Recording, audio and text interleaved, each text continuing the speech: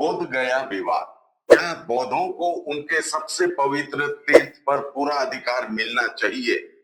नमस्कार, मैं राकेश सोमानी, आप देख रहे हैं एसके लाइव न्यूज। प्रस्तुत है एक विस्तृत विश्लेषण जिनमें बोध गया के इतिहास, वर्तमान विवाद, बौद्ध भिक्षुओं के आंदोलन और संभावित समाधान सभी पहलुओं को शामिल किया गया है। बोध गया दो परंपराओं का संगम। बोध गया भारत की अत्याधुनिक आत्मा है।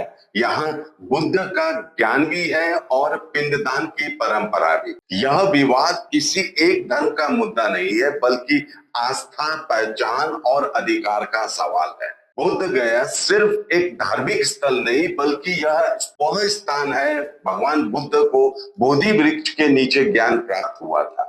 यही स्थान बौद्ध धर्म का जन्म स्थल माना गया है, बल्कि करोड़ों बौद्धों का आस्था का केंद्र भी। दूसरी ओर हिंदू परंपरा में यह जगह पिंडदान के लिए महत्वपूर्ण मानी जाती है। यहाँ रामायण काल से पितरों को तर्पण देने की परंपरा है, यानी कि बोध गया बौद्धों और हिंदुओं दोनों के लिए धार्मिक रूप से अहम है। बोध गया का इतिहास, गौरवशाली विरासत। बोध गया का मतलब है बुद्ध का गया। यह वही जगह है जहां राजकुमार सिद्धार्थ ने बोधि वृक्ष के नीचे ध्यान करते हुए ज्ञान प्राप्त किया और बुद्ध बने। सम्राट अशोक ने ईसा पूर्व 3वीं शताब्दी में यहाँ महाबोधि मंदिर का निर्माण करवाया था। अशोक, जिन्हें अशोक महान भी कहा जाता है, ने बौद्ध धर्म को पूरी दुनिया में फैलाने का कार्य किया। उन्होंने भारत के अलग अलग हिस्सों में शिलालेख और स्तंभों के माध्यम से बौद्ध विचारों को फैलाया। आज महाबोधि मंदिर को यूनेस्को द्वारा विश्व धरोहर के स्थल के रूप में मान्यता दी गई है। यह दुनिया भर के बौद्धों के लिए सबसे पवित्र तीर्थ है। बोध गया केवल एक पूजा स्थल नहीं, बल्कि भारत की संस्कृति और धार्मिक पहचान का एक महत्वपूर्ण हिस्सा है। ऐसे पवित्र स्थान का सम्मान, संरक्षण और न्याय संगत प्रबंधन हर सरकार की नैतिक जिम्मेदारी है। प्रबंधन पर विवाद, सवाल क्यों उठ रहे हैं? महाबोधि मंदिर के प्रबंधन में 9 सदस्य होते हैं, जिनमें 5 हिंदू और 4 बौद्ध होते हैं, और अध्यक्ष हमेशा एक हिंदू पुजारी होता है। यह व्यवस्था 1949 में बने बोध गया मंदिर प्रबंधन अधिनियम के अनुसार है।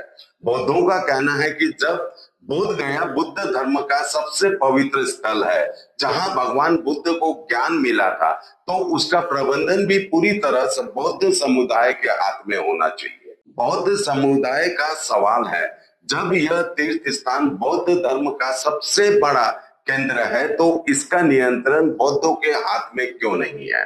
क्या एक हिंदू मंदिर का प्रबंधन बौद्ध भिक्षु कर सकते हैं?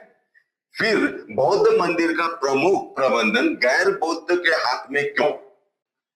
जब यह स्थल बौद्ध धर्म का जन्म स्थान है, फिर भी आज दुनिया का सबसे पवित्र बौद्ध स्थल का प्रबंधन एक हिंदू पुजारी के हाथ में है। सवाल यही है, क्या यह न्याय संगत है? भारत का संविधान हर नागरिक को धर्म की स्वतंत्रता देता है।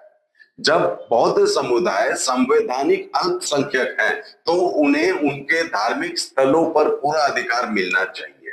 अब बात करते हैं भिक्षुओं का आंदोलन और देशव्यापी समर्थन। बोध गया में पिछले 3 महीने से बौद्ध भिक्षु धरने पर बैठे हैं। वे मांग कर रहे हैं कि मंदिर का पूरा प्रबंधन बौद्धों को सौंपा जाए। इसके समर्थन में देश भर में रैलियां निकाली जा रही है।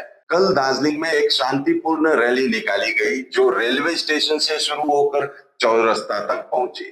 इस रैली में बौद्ध भिक्षु, स्थानीय लोग और छात्र ने हिस्सा लिया।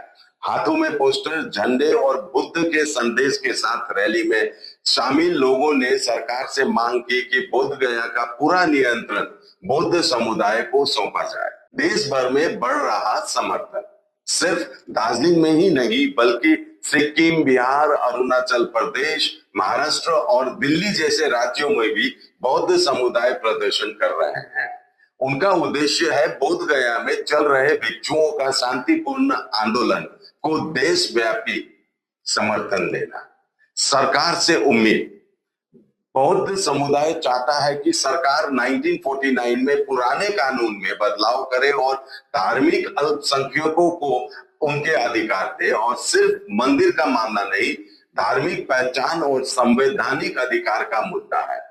12 मई को बुद्ध पूर्णिमा से पहले कई और रैलियों का आयोजन होना बाकी है। बुद्ध गया दो धर्मों का केंद्र। यह बात भी समझना जरूरी है कि बोध गया हिंदू धर्म में पिंडदान की परंपरा से जुड़ी हुई है। कुछ लोग यहाँ पितरों का तर्पण करने आते हैं और परंपरा भी ऐतिहासिक है। यह परंपरा रामायण काल से जोड़ी जाती है, इसलिए जरूरत है दोनों धर्मों का सम्मान करने की। समाधान एक व्यवहारिक तरीका हो सकता है। मंदिर का प्रबंधन बौद्ध समुदाय के हाथ में हो, जैसा ऐतिहासिक रूप में रहा है। पिंडदान और शिवलिंग की पूजा का प्रबंधन हिंदू समुदाय द्वारा किया जाए, जो नदी के किनारे होते हैं। इस प्रकार दोनों धर्मों की आस्था का समान रूप से सम्मान मिल सके। इतिहास और परंपरा। यहाँ एक शिवलिंग भी है जिसे 9वीं शताब्दी में पाल वंश के राजा धर्मपाल के समय में स्थापित किया गया था। उनके शिलालेखों में इसका जिक्र है। माना जाता है कि यह शिवलिंग बुद्ध की रक्षा के लिए स्थापित किया गया था। बौद्ध परंपरा में शिव का स्थान। हालांकि बौद्ध धर्म में भगवान बुद्ध को केंद्र में रखा गया है, फिर भी कुछ पुराने ग्रंथों में ऐसे देवताओं का जिक्र मिलता है जिनकी विशेषताएं शिवजी से मिलती जुलती है। इससे पता चलता है कि उस समय धर्मों के बीच समझ और मेलजोल था। बुद्ध गया में सदियों से हिंदू और बौद्ध एक साथ रहते आ रहे हैं। कुछ कहानियों के अनुसार बुद्ध ने बोधि वृक्ष के पास एक शिवलिंग के सामने बैठकर ध्यान किया था। अगर हम सबका साथ, सबका विकास और सर्वधर्म समभाव की बात करते हैं तो बोध गया से इसकी शुरुआत क्यों न हो। अगर सबका साथ, सबका विकास केवल एक नारा नहीं बल्कि सरकार की नीति है तो यह न्याय बुद्ध गया जैसे स्थलों पर भी दिखना चाहिए। इससे पता चलता है कि उस समय धर्मों के बीच समझ और मेलजोल था। बुद्ध गया में सदियों से हिंदू और बौद्ध एक साथ रहते आए हैं। कुछ कहानियों के अनुसार बुद्ध ने बोधि वृक्ष के पास एक शिवलिंग के सामने बैठकर ध्यान किया था। अगर हम सबका साथ, सबका विकास और सर्वधर्म समभाव की बात करते हैं तो बोध गया से इसकी शुरुआत क्यों ना हो। अगर सबका साथ, सबका विकास केवल एक नारा नहीं बल्कि सरकार की नीति है तो यह न्याय बुद्ध गया के स्थलों पर भी दिखना चाहिए। निष्कर्ष में बोध गया भारत की आध्यात्मिक आत्मा है। यहाँ बुद्ध का ज्ञान भी है और पिंडदान की परंपरा भी। यह विवाद किसी एक धर्म का मुद्दा नहीं बल्कि आस्था, पहचान और अधिकार का सवाल है। आज जरूरत इस बात की है कि सरकार इस विषय को केवल एक कानूनी नियम नहीं बल्कि एक ऐतिहासिक सामाजिक जिम्मेदारी के तौर पर देखे। बोध गया जैसे स्थलों का प्रबंधन समावेशी, संतुलित और धर्मनिरपेक्ष भावना से होना चाहिए। सरकार को चाहिए कि वह इस मामले को संवेदनशीलता, सम्मान और न्याय के साथ सुलझाए। यह केवल एक मंदिर का प्रबंधन नहीं बल्कि भारत की धार्मिक उदारता और संविधान की साख का सवाल है। आज के लिए इतना ही। देखते रहिए एसके लाइव, आपका समय, आपकी खबर। अब तपाईको शहर जलपाइगुडी र सिलगुडीमा बर्लिया ह्युन्डाई अधिकृत डिलर तपाईको लागि हामीसँग छ 3 सुविधा, सेल्स, सर्भिस र स्पेयर पार्ट्स। नयाँ कार बिक्रीसँगै हामी तपाईको ह्युन्डाई कारको लागि वर्कशप, मर्मत, बडी शप, इन्स्योरेन्स क्लेम, सजिलो फाइनान्स, कार एक्सचेन्ज र इन्स्योरेन्स रिन्युअल सुविधा पनि दिन्छौं। ह्युन्डाई कार कम मर्मत खर्च, उच्च विश्वसनीयता। हामी सबै ब्रान्डका पुराना कारहरू किनबेच गर्छौं र ह्युन्डाई युजर कारहरू वारन्टी सहित उपलब्ध गराउँछौं। अब कार किन्ने, बेच्ने वा सर्भिस गर्ने बर्लिया ह्युन्डाई तपाईको पहिलो रोजाई। ठेगाना बर्लिया कम्प्लेक्स, 2nd माइल, सेवा क्रॉस, सिलिगुडी। संपर्क नम्बर 9734930001। समयमा रोपेको बिरुवाले बेला बेला मलजल पाए एक दिन रुख भएर फलफुल दिन्छ।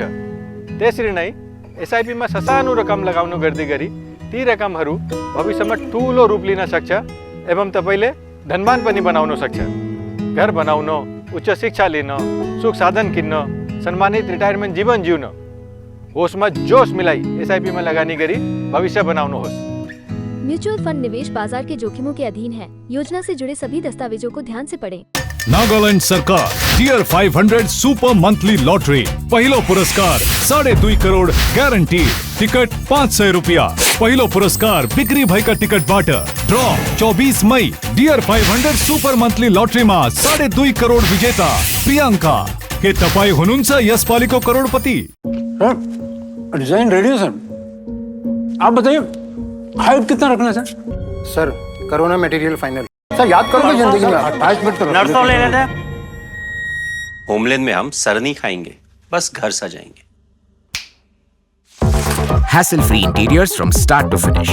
360-degree management, expert-led designs, delivery in 45 days. Homelane, interiors made easy. Homelane, Siliguri. Selection Furniture, opposite Vega Mall, next to Zudio. Call 7699736111.